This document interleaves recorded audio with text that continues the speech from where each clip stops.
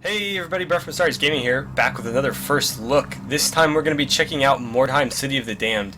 Now I'm sure a lot of you are already familiar with this game, and if you aren't, awesome. But this is going to be more for me to gauge interest in this game, because this is one of the few that got votes for something new that we're going to want to take a look at. And so before I jump into a series on this, I want to do a video just to kind of show you guys what the game is, for those of you who aren't familiar, and for those of you who are, we'll see how well the video does, and I can use that to kind of gauge how well a series would do. So, the game plays sort of like a third-person action game, but formatted like a turn-based strategy. And that might sound a little bit weird. You'll see when we get into some gameplay what that's like. But first of all, I want to give you a background on the game. So it's based on the tabletop game of the same name, and there are 4 factions that you can play as. Let's take a look at those. Yeah! So first we have the human mercenaries, and they're probably the most balanced of the factions. They have a really good diversity of melee and ranged characters, and characters who can put out damage and characters who can take a little bit of damage. So if you're new to the game, that's a great place to start because you get a good feel for a little bit of everything. The Skaven, as you would expect, are very dodgy. If you like to avoid damage, they're the way to go. They're pretty good at dealing out damage in both melee and ranged, but they do favor ranged a little bit, and they are, as you imagine, very good at getting turns early. So having ranged characters for these Skaven is very paramount. Then we have the Sisters of Sigmar, who, as you might expect, are very, very bashy. They don't have any ranged characters, at least not that I've seen. I am playing a Sisters of Sigmar playthrough currently. And they are pretty good at dealing out melee damage and very, very good at receiving melee damage and not going down. But again, no ranged characters to speak of. So your goal with the Sisters of Sigmar is to close quickly and just deal with your enemies with brute force. So finally we have the Cult of the Possessed, or Forces of Chaos. And I would probably say that these guys are the worst faction, and I don't like saying that because, technically they should be all balanced against each other, but Chaos plays a lot like Skaven, where they do have range, they do have melee, they can deal out damage pretty well, and I think they might be the best at dealing out damage, but they are so squishy that they cannot take any punishment at all, and they don't have the dodge advantages that the Skaven have. The Skaven might be squishy, but they can avoid a lot of hits. The Forces of Chaos aren't so lucky. They can dish it out, but they cannot take it, and I've had a pretty rough time in my brief playthrough with them. So those are the 4 factions. Let's go ahead and take a look at my playthrough with the Sisters of Sigmar, and I'll show you guys what a campaign looks like. So, in a campaign for Mordheim, City of the Damned, this is going to be the main screen that you're looking at. And so, you have the Smuggler's Den, which is how you keep your warband up and running. Warband Management, which is where you customize and equip your warband. The Veteran system deals mostly with this veteran character. The veteran character will only show up in battles that are part of the actual storyline, so it'll usually make you very aware that this is like a storyline battle, and that character will join you. You can give them bonuses that will affect your warband more passively, so these are just tasks. These are different skills that you can add. For example, I have the one that reduces treatment costs for your warriors. This will advance the day right here. This is the campaign map where you will decide what mission you'd like to run. I have a brutal mission right here, a normal one right there, and Living on a Prayer, which is probably the story mission. It's also ranked brutal, but it is the story mission, as you can see, Act 1 of 1, rating 700. before we do any of those, let's take a look at the rest of this. There's Skirmish, which is like a single battle. I think you can also do online battles through here. The Shop, which is where you buy and sell goodies. I don't really have enough money to buy anything right now. And then we're back to the Smuggler's Den. So let's take a look at the Smuggler's Den. The way the game works is you are being contracted to go into Mordheim to collect Wordstone. In this case, Bertha Besterfung is basically paying us to send her Wordstone for whatever reason she needs it. You will have different primary factions, secondary factions, and, well, I was going to say tertiary factions, but they're both secondary factions. Depending on which faction you pick, you will have different factions that you're working for. I believe they all pay the same as far as I've seen. But the point is, you need to collect fragments, shards, and clusters of Wordstone throughout your ventures into Mordheim. And so not only are you fighting an enemy, you're trying to collect this stuff, because you're going to be requested to send out a shipment every once in a while. And the shipments are done by weight. And so you can see right here I've got 7 fragments, 4 shards, and 1 cluster. Total, I have 42, whatever these weight units are. I'm going to say pounds because I'm American. So 42 pounds, and they're going to ask me to say 100 pounds. And I can arrange that however I like as long as I meet the weight requirement. And I will get paid 5 gold, 25 gold, or 75 gold accordingly, depending on what I send them. And obviously the weights are different for these as well. So anything I send them over, I will also get paid for. However, I can send it to these guys as well, and I'll gain some rep with them that might give me bonuses. So that's your, I would say, primary goal in the campaign. At least the one that you're most aware of. There is like a storyline going on. Your secondary goal is to rack up as much gold as you can to equip your warband better. And so this is my warband here. There's somebody hiding back there. You can't really see that well. So the way warbands work is you have to pay them. And so part of selling this Wordstone is getting gold to pay your guys. Not only do you have to pay for their equipment, for their treatment, for their training, but you also need to pay them a wage. You also obviously need to pay to hire people. I have enough people right now that I don't need to hire, though. And so every warband will have a leader. The leader is usually always going to be the same class within each faction. My leader is Agatha von Cass, and you can see she is a very tanky character here. She's got heavy armor and chainmail on, with a shield and a very large hammer.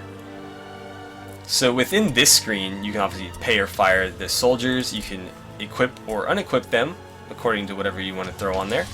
You can give them skills. I have skill points, but I don't have the money to pay for their training, so I can't use those yet. You've got active ones here, passive ones here. Spells, you can give them spells. I don't have the ability to give them spells yet, but you can. And then customization, which, I mean, it wouldn't be a Warhammer-based game without customization. So when you go into, say, the helmet, for example, you have the choice of different models. For this particular helmet, there's only one model. I think for a lot of the stuff that you equip, there's only one option, but for a lot of the base items that are already equipped, that you can't necessarily unequip, there's usually several choices. And then there are 12 different color options, as you can see here. I've got the like cream-colored one with the red in the back because I'm going for like a red and brown, red and white color scheme. So let's look at the arms here, because I think this is one where we can see the different models. So there's only 2 different color options here. There's like a light tan and then like a brown. But for this particular armor, I have 3 different options for what they look like. And so this is like a light, medium, and a heavy. And obviously with the heavy armor she's got on, this looks the best, so that's what I'm going to go with. And then for the skirt, for example, you can change these as well. I have the male skirt on because, again, she's wearing male armor. So yeah, every single character has those options. But yeah, that's my leader. You've also got a hero who's a very good character, but not necessarily as influential as your hero. In my case, it's Irma Manrique, who is sort of like my high DPS character. She's not nearly as tanky as some of the other sisters in my band, but she can deal out some serious damage with this two-handed warhammer. And you can also see that she's got a little bit lighter armor on too, but she still looks pretty cool, I think, and she can definitely bring it in terms of damage. Depending on your faction, obviously, you might have a character who's very tanky. It could be like a healer, could be someone who's very good at putting out damage, like mine. And then you have your henchmen, who are more generic. I have, let's see, 1, 2, 3. Is she injured? She might be injured. So, in the case of the Sisters of Sigmar, there's two options for henchmen. You have the regular sister, which is what Lizette here is, and they are a little bit better than the alternative, although they are a little bit more expensive, I think. Anyways, this is one alternative, just your basic Sister of Sigmar. Or you have these novices here, who are obviously much lighter equipped, but they are much more agile. And so in Armina's case here, I've given her twin daggers, and I've increased her agility a little bit more than the base, so she's very dodgy and avoids damage more than blocking or taking it. So that's an alternative there. I haven't seen if you can equip a bow on the novices yet. If there's a character in this faction that can do it, I imagine it's going to be the novices here. But I think I've tried, because I had one at one point, and it doesn't look like I can, yeah. So, they do melee combat very, very well, so it's not a problem. What does it want me to do? Does it want me to pay people, maybe? Have been paid, okay. I think it's just, I have skill points to spend is what it's trying to tell me there. And then you can also hire on mercenaries temporarily. So now that I've talked your heads off, let's go ahead and jump into some combat, and you guys can see what the game plays like. So we'll just do this normal mission here. I'm still learning, and so normal missions are pretty much, I can win them consistently, like every single one, but they're a good challenge usually. I haven't tried brutal yet. I imagine it wouldn't go well for me, but we'll see. If we do a playthrough, obviously I will have to at some point. So let's jump into scavengers here. One of the things I neglected to mention before we jump in here is if you're not happy with these choices, you can send out scouts for 5 gold and maybe get another one. The little indicators underneath the difficulty tell you how much wordstone and loot there is. So average here. Here we have very poor and very poor. The higher the difficulty, the more loot and wordstone there is generally. So that's your trade-off. There's also different scenarios. So hunters and prey here, both warbands divide into 3 strike teams and disperse into the area. Scavengers, one warband is caught exploring buildings while the other deploys tightly around its wagon. I really like this one, especially when I get the building deployment, because you can drop into buildings and get a bunch of loot and wordstone before you get engaged. So I tend to prefer this one, especially if you're playing with a faction who has good range characters. If you can get set up in the buildings from the get-go, you can really rain damage on people. So let's go ahead and do this one. We're going to bring our leader, obviously, our hero. You will unlock these as you go, but I don't have them unlocked yet. There are other characters that we've yet to see. Every faction has an impressive character or like a brute character. So for the humans, it's the ogre. For the Skaven, it's the rat ogre. For chaos, it's a demon. And for the Sisters of Sigmar, I think it's like an angel or something that looks like an angel. Anywho, I do have another deployment slot here, but unfortunately Ermina is injured, so we're just going to roll with these 5. The enemy will deploy with 5 or 6 depending on how many I bring. They'll bring the same number, so you're never outmatched. But yeah, that's going to be my deployment there, so let's go for it. Okay, so this is deployment. This is one of the gripes I have with the game is in order to deploy, you have to cycle through different deployment spots using the A and D keys. You can bring up a map, however, you can't deploy from the map. You can just kind of guess. Well, it'll show you where you are, but you just kind of guess where you're ending up when you're cycling through. There's a lot of wordstone over here. I'd like to deploy in that general area. They are deploying down here at this red wagon. And so I think that's where we want her. Yeah, that's perfect. I guess that's fine right there. Yeah, as long as we're along this front side of the building, I'm happy, I guess. Okay, so enemy's turn. We are facing Skaven, which is unfortunate. Skaven do pretty well against Sister Sigmar because they dodge very well. And so the way this game works is you have this little circle that you can see around me. As long as you're within that circle, you're not losing any of your initiative points. So as soon as we step out of the circle, you can see it costs me an initiative point. And let's see, we're trying to head for this wordstone. So, oh, we can see it right there. I'm gonna grab up. Oh no, there's a trap. So she took a little bit of health damage there, not a big deal. Let's gather this up. These are just fragments, so they're not particularly useful. But it's better than nothing.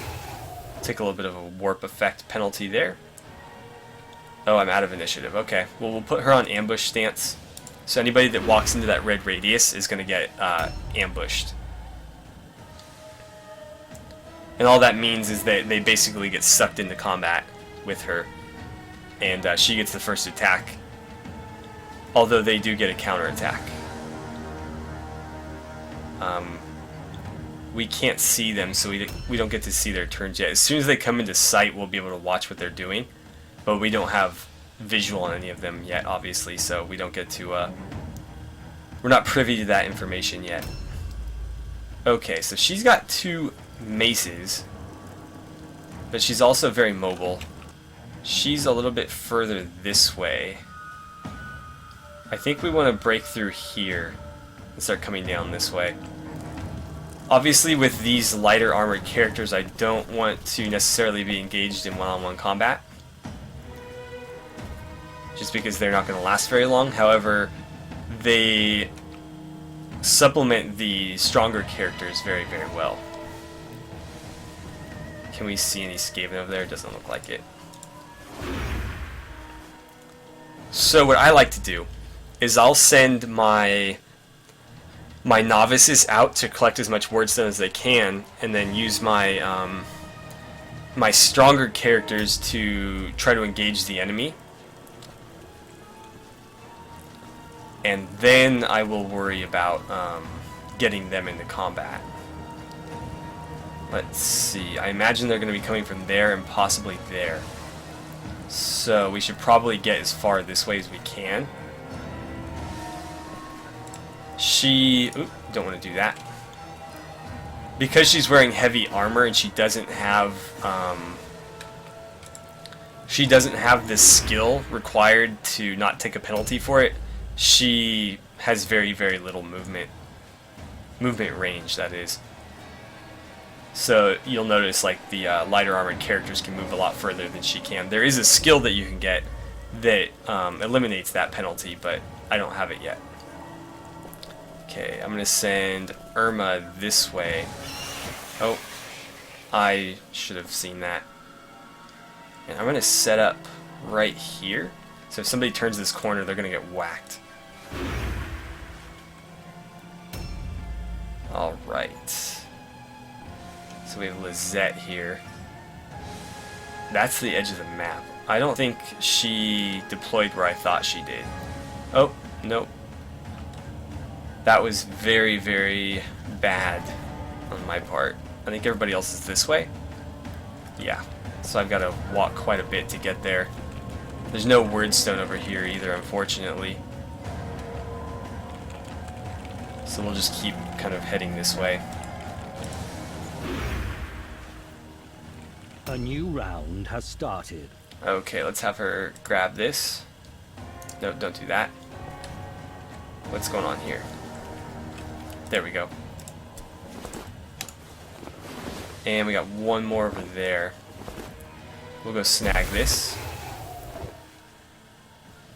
They basically always just get a little debuff. There are other things that can happen from that, but usually it's just a small debuff.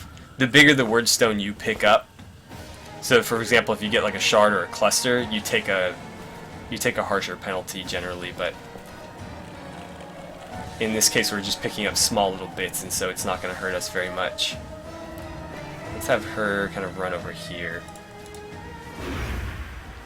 We're going to use this barricade to our advantage, because I imagine they're going to start coming into view pretty soon. On this difficulty, they're not going to get too creative. On higher difficulties, I imagine they're going to try to flank us and stuff. Okay, yeah, they're coming around this way. And, oh, he used his charge. Luckily, Irma dodged it. She should get a counterattack. Yeah, she does. And you can see there, she smacked him for 41 damage. He's going to go into dodge stance. Obviously, he's a Skaven. That's what they do. That is their leader, I believe, with the 3 stars. Actually, no, it's their hero, sorry. Don't know where he is. Okay. Ada's turn. We can hop up there. I'm just going to grab this word stone. Because that's pretty much the only reason I have these novices in the group, is to grab word stone and then jump into fights when they can. And I'll probably just have her run this way to help out. Or I could send her... Is there any more word stone?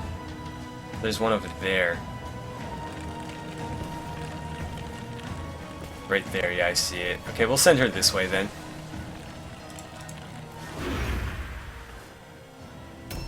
Unfortunately, our other armored character is so far back, it's going to be a while before she can get into the fight. Okay, he's going to get in on this battle as well. So we might need to divert our leader this way. If they're all going to come around this corner. The question is, can she make it? I think she can. Ooh, maybe not. Actually, yeah, I can. Okay. Let's take a swipe at him. You can see she does a lot less damage than she does, but she does get 2 attacks, which is nice. And then we'll go ahead and end her turn. Unfortunately, we used all her initiative points, otherwise we could have set her in like a parry stance to get a little bit more defense with that shield. Oh, he's going to come out of nowhere. I think he was around that corner. She passed her all alone check, luckily. Let's see, we can hit him. Or him. Or him. He has a little bit of armor on. He has less armor. He has some armor. I don't know who we want to hit. We should probably go after him just because he has the least health. Actually, yeah, let's just go after him. Oh, he dodged it.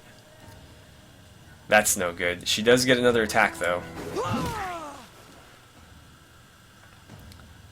And then we'll set her in dodge stance. She's not very good at dodging, obviously, but 15% is better than 0%. And we have to run her over to the fight, which is going to take a while. But we'll get her there. A new round has started. Okay. So we still don't know where their hero or their leader is, which worries me. Oh, okay, he's a ranged character and he's up there. Let's see. She has a full inventory, so no reason having her dance around anymore. We gotta get her into the fight. We need to keep our good characters alive here. Irma's taking a lot of damage though. She's, like I said, she's not nearly as tanky as the other ones. She's got a lot lighter armor on. Her job is just to slug it out. You can see Agatha's got a lot more armor. Okay, I don't see anybody over here. So let's grab this. We do want to get paid for this trip. And is that Wordstone over there? It looks like it. No, I don't think there's any over here. Nope. There's a lot of enemies. I don't want to be fighting over here on my own though. Especially not with her. So we'll go grab our initiative point back. And then we'll head to like right here. Yeah, we'll just put her on ambush right there, I guess. Cancel. Come on. There we go. You can't be inside somebody else's circle of influence, is what that was. Okay, Agatha's turn. Time to start smashing this guy's face in. Oh, he dodged it. They'll do that, they're Skaven. Let's take another swipe. She's gonna miss twice. Like I said, Skaven and Sisters of Sigmar don't miss very well, because they will dodge a lot of your attacks. Irma's gonna go down pretty quick here. We aren't gonna be able to get everybody up here in time. She's gonna pass her lone check at least.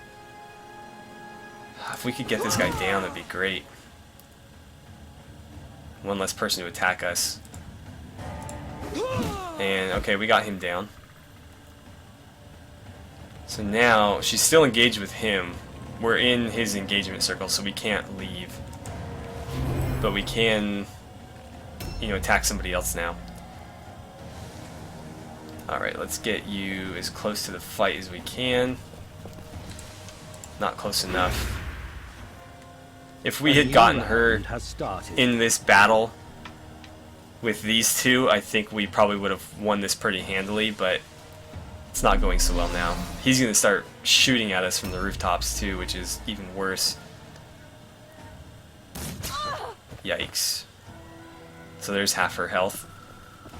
I'm going to attack this guy from behind.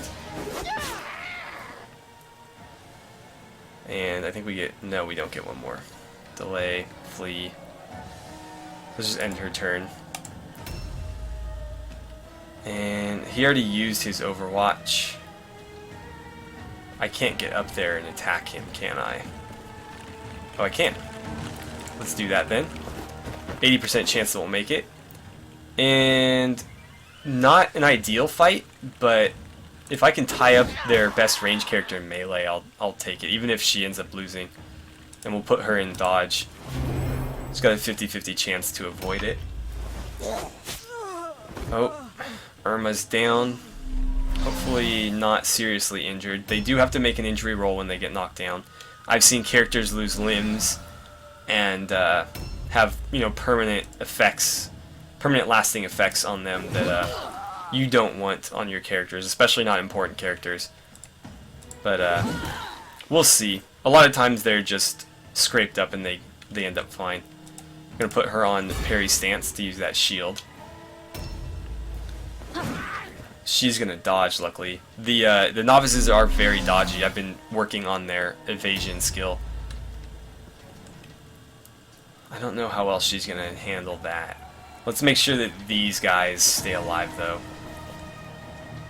Can I don't know if I'm gonna be able to squeeze in there next turn. I'm gonna try it, though. A new round has started. Okay, he's gonna switch to daggers.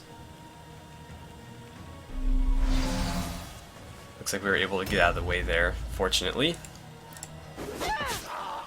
She's doing okay over here. She doesn't have a lot of health, but she is good at evading damage.